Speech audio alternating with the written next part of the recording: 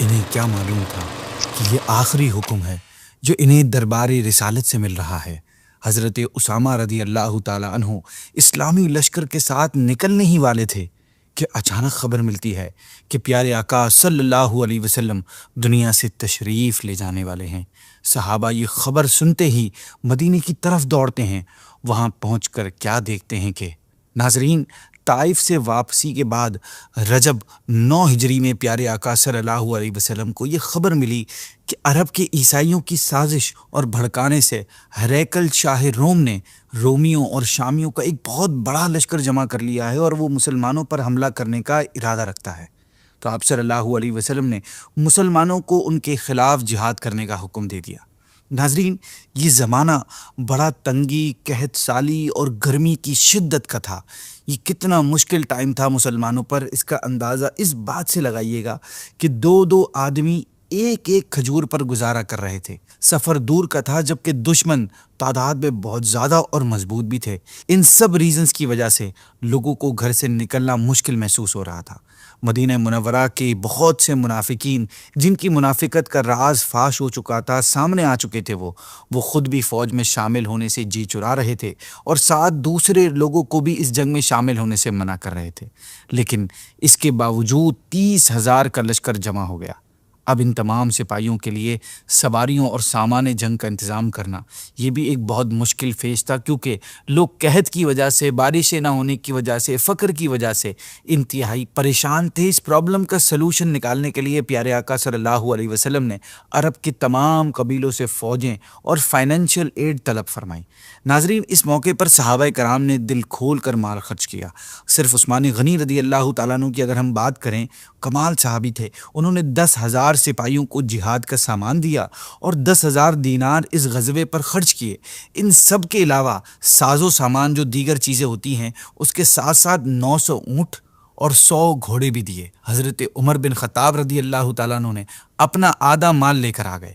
صدیق اکبر رضی اللہ تعالیٰ عنہ آپ کے پاس جو کچھ تھا سب لے کر آ گئے۔ ان کے علاوہ حضرت عبد الرحمن بن عوف، حضرت عباس، حضرت طلحہ رضی اللہ تعالیٰ عنہم، انہوں نے بھی بہت مال خرچ کیا۔ اس طرح صحابیات کے پاس جو بھی زیور تھا، گولڈ تھا، انہوں نے پیارے آقا صلی اللہ علیہ وسلم کی بارگاہ میں بھجوا دیا۔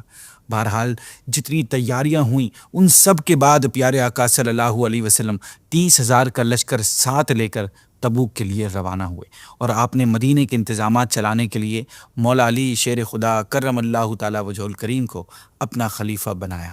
ناظرین، جب پیارے آقا صلی اللہ علیہ وسلم تبوک کے قریب پہنچے تو آپ نے صحابہ سے فرمایا کہ انشاءاللہ کل تم لوگ تبوک کے چشمے پر پہنچو گے اور سورج بلند ہونے کے بعد پہنچو گے، لیکن کوئی بھی شخص وہاں پہنچے تو پانی کو ہاتھ نہیں لگائے گا۔ اگلے دن جب یہ لشکر تبوک میں پہنچا تو دیکھا کہ وہاں جوتے کے تسمے کے برابر، یعنی ایک شو لیس کے برابر، اس میں سے پانی کا ایک دھار بہہ رہی تھی، بہت چھوٹی سی۔ آپ صلی اللہ علیہ وسلم نے اس میں تھوڑا سا پانی منگا کر ہاتھ منہ دھویا اور پھر اس پانی میں آپ نے کلی فرمائی۔ پھر حکم دیا کہ اس پانی کو چشمے میں ڈال دو۔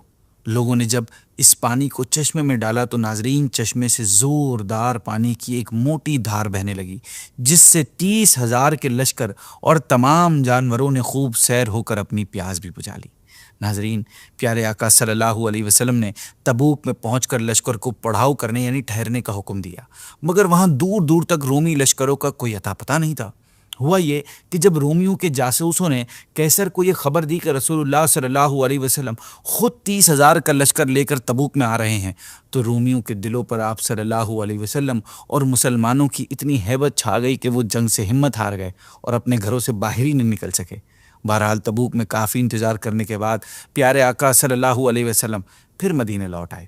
غزوہ تبوک سے واپسی کے بعد پیارے آقا صلی اللہ علیہ وسلم نے ذوالقعدہ کے مہینے یعنی 9 ہجری میں 300 مسلمانوں کا ایک قافلہ مدینہ منورہ سے حج کے لیے مکہ مکرمہ بھیجا، جس میں آپ صلی اللہ علیہ وسلم نے حضرت ابوبکر صدیق رضی اللہ تعالیٰ عنہ کو امیر الحج مقرر فرمایا، اس گروپ کا لیڈر بنایا۔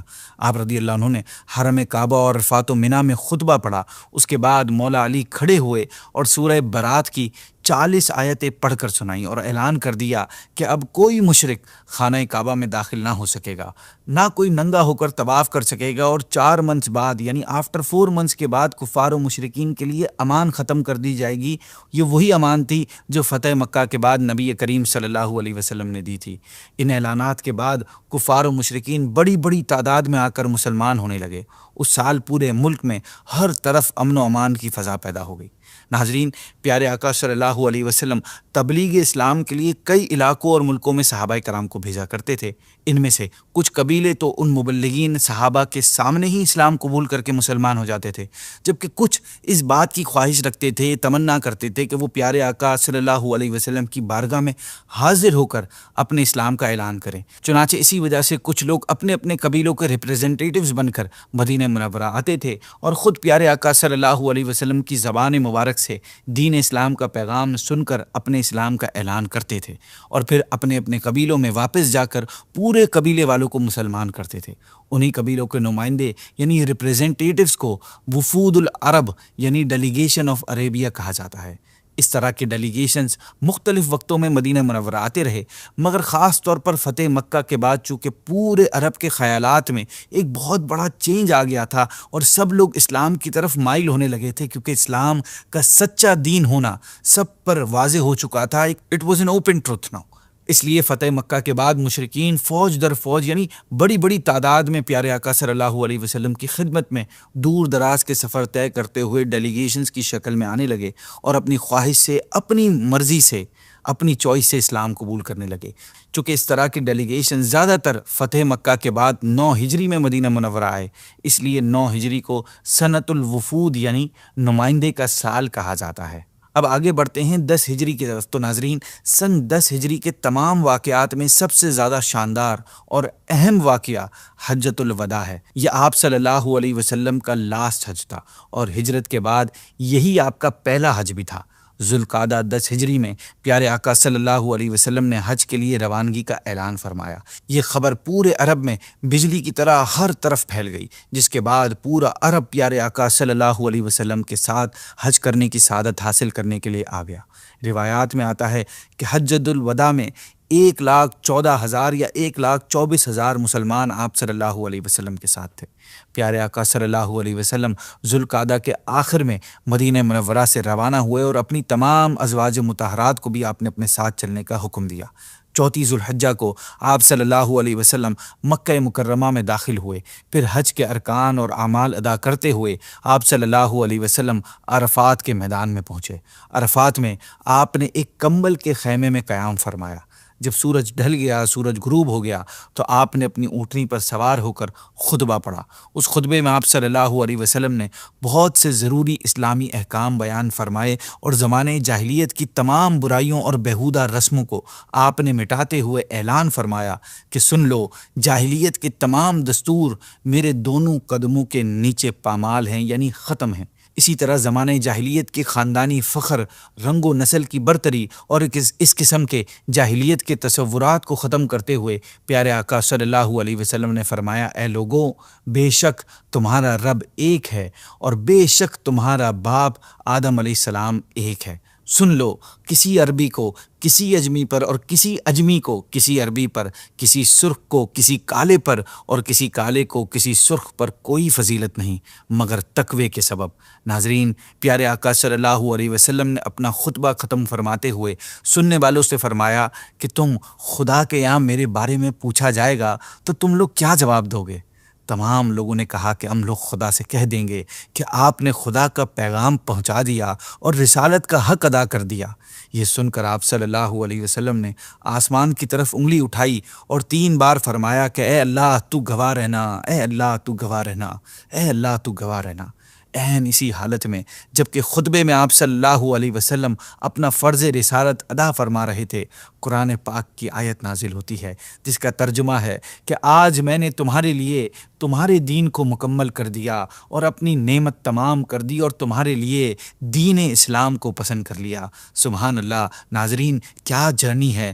کہاں شروع ہوئی کہ ایک وقت تھا کہ جب نبی پاک صلی اللہ علیہ وسلم کو تکلیفیں دی جا رہی تھی، طائف میں پتھر برسائے جا رہے تھے، ان کا بائیکاٹ کیا جا رہا تھا، اور پھر جب حجۃ الوداع کے موقع پر 1,24,000 10,000 صحابہ ساتھ ہیں اور سب یک زبان یہ کہہ رہے ہیں کہ آپ نے اپنی رسالت کا حق ادا کر دیا، آپ نے اللہ کا پیغام پہنچا دیا۔ ناظرین، حج کے دیگر ارکان اور اعمال ادا کرنے کے بعد آپ صلی اللہ علیہ وسلم انصار و مہاجرین کے ساتھ مدینہ منورہ کے لیے روانہ ہو گئے۔ راستے میں مقام غدیر خم پر جو ایک تالاب ہے، یہاں پر آپ صلی اللہ علیہ وسلم نے تمام صحابہ کو جمع فرما کر ایک مختصر خطبہ ارشاد فرمایا۔ آپ نے فرمایا، اے لوگو، میں بھی ایک آدمی ہوں، ممکن ہے کہ خدا کا فرشتہ ملک الموت جلد آ جائے اور مجھے اس کا پیغام قبول کرنا پڑے۔ میں تمہارے درمیان دو چیزیں چھوڑتا ہوں، ایک خدا کی کتاب جس میں ہدایت اور روشنی ہے، اور دوسری چیز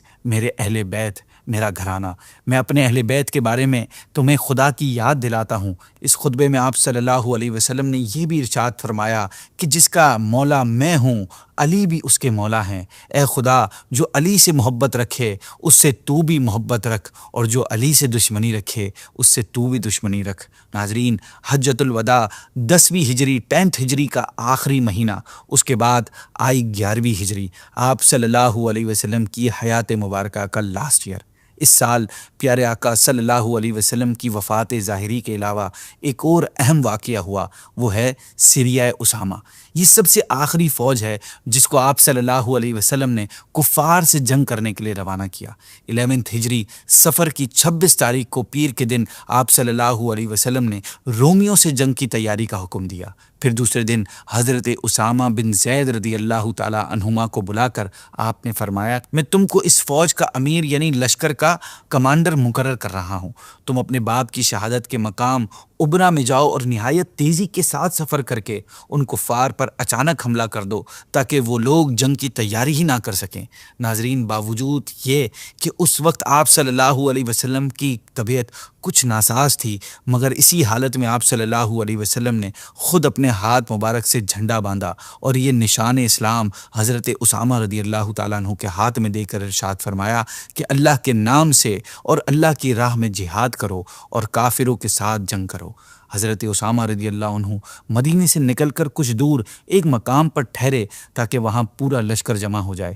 پیارے آقا صلی اللہ علیہ وسلم نے انصار و مہاجرین کے تمام بڑے صحابہ کو بھی اس لشکر میں شامل ہونے کا حکم دے دیا۔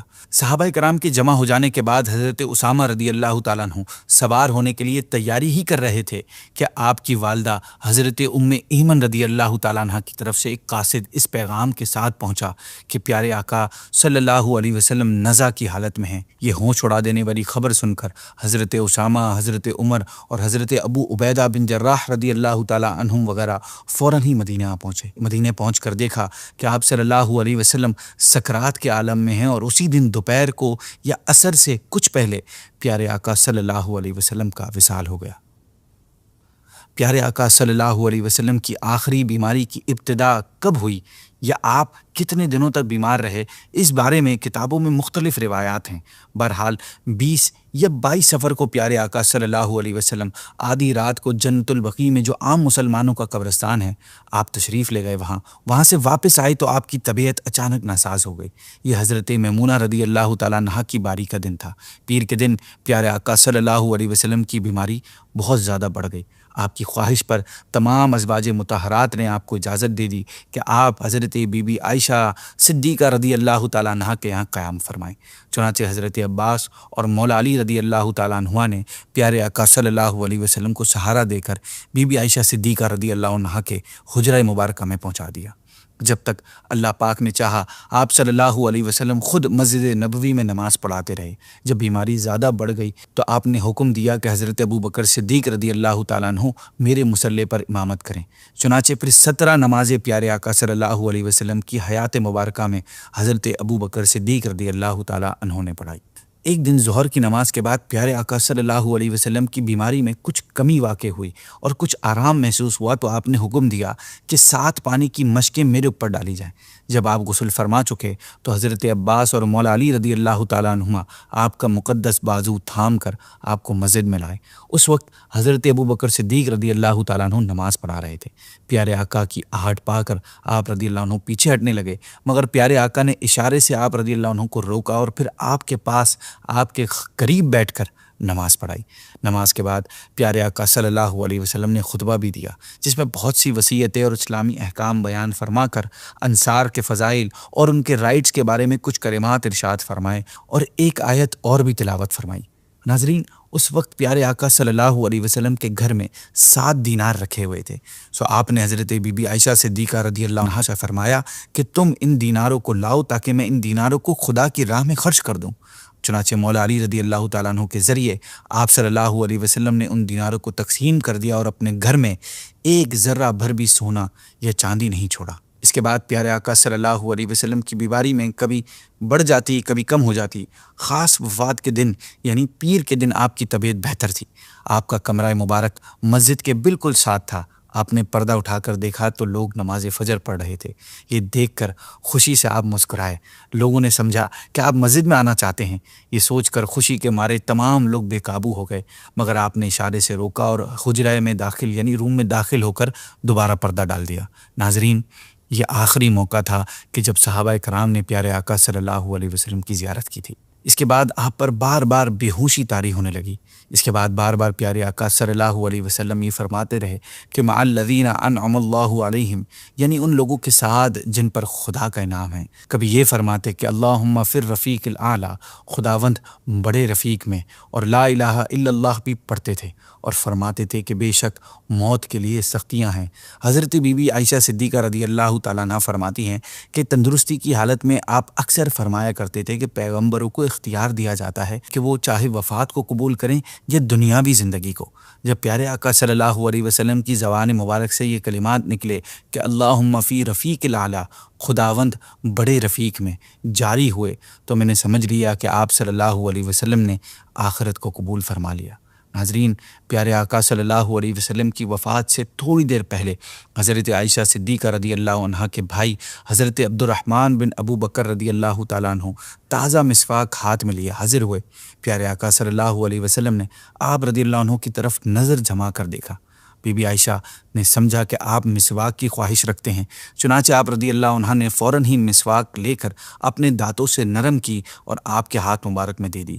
اس کے بعد آپ صلی اللہ علیہ وسلم نے مسواک فرمائی۔ یہ سپہر یعنی عصر سے کچھ پہلے کا وقت تھا کہ جس میں پیارے آقا صلی اللہ علیہ وسلم کے سینہ اقدس میں سانس کی گھرگھراہٹ محسوس ہونے لگی۔ اتنے میں آپ کے لب مبارک کھلے تو لوگوں نے یہ الفاظ سنے کہ نماز اور غلاموں کا خیال رکھو۔ پیارے آقا کے پاس پانی کا ایک برتن رکھا تھا، آپ اس میں بار بار ہاتھ ڈالتے اور چہرہ اقدس پر ملتے اور کلمہ پڑھتے، چادر مبارک کو کبھی منہ پر ڈالتے کبھی ہٹا دیتے۔ بی بی عائشہ صدیقہ رضی اللہ عنہا پیارے آقا کے سر اقدس کو اپنے سینے سے لگائے ہوئے بیٹھی ہوئی تھی۔ اتنے میں پیارے آقا صلی اللہ علیہ وسلم نے ہاتھ اٹھا کر انگلی سے اشارہ فرمایا اور 3 مرتبہ یہ فرمایا کہ اب کوئی نہیں بلکہ وہ بڑا رفیق چاہیے۔ انہی الفاظ پر پیارے آقا صلی اللہ علیہ وسلم دنیا سے تشریف لے گئے۔ انا للہ و انا الیہ راجعون۔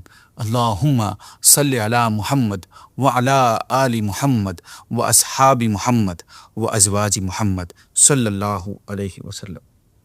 ناظرین، ہمارے آج اس پروگرام کو ہم اینڈ کریں گے۔ ہماری سیریز مکمل ہوئی 12 ایپیسوڈ پر، اور مجھے اپنے لیے اگر میں یہ بات کروں کہ اس پروگرام سے میں نے پیارے آقا صلی اللہ علیہ وسلم کی حیات مبارکہ کے حوالے سے کافی ساری نالج حاصل کی ہے جو میرے علم میں پہلے نہیں تھی، اور میری یہ کیفیت ہے کہ میرے دل میں نبی پاک صلی اللہ علیہ وسلم کی محبت عظمت بڑی ہے۔ اب آپ کی کیا کیفیت ہے؟ اگر آپ کی بھی وہی کیفیت ہیں اور آپ کی بھی سیم فیلنگ ہیں جو میری فیلنگز ہیں، تو ضرور اس ویڈیو کو، اس پوری سیریز کو، اس کی پلے لسٹ کو اپنے دوستوں، اپنے بچوں اور اپنے بھائی بہنوں کے ساتھ شیئر کریں، ان کو بولیں یہ دیکھیں۔ انشاءاللہ عز و جل اس کی برکت سے آپ کو بھی ثواب ملے گا، مجھے بھی ثواب ملے گا، اور انشاءاللہ لوگوں کے دلوں میں نبی پاک صلی اللہ علیہ وسلم کی محبت، ان کی لائف، ان کی جرنی، ان کے فیصلے اور ان کی جو عظمتیں ہیں اور ان کی جو طریقہ کار ہیں وہ لوگوں کے دلوں میں مزید بڑھیں گے اور نبی پاک کی محبت بھی بڑھے گی۔ اللہ پاک ہمیں نبی پاک صلی اللہ علیہ وسلم کی تعلیمات پر صحیح طرح چلنے کی توفیق نصیب فرمائے۔ اسی کے ساتھ اجازت دیجیے، ہمارے چینل کو سبسکرائب کیجیے۔ السلام علیکم ورحمۃ اللہ وبرکاتہ۔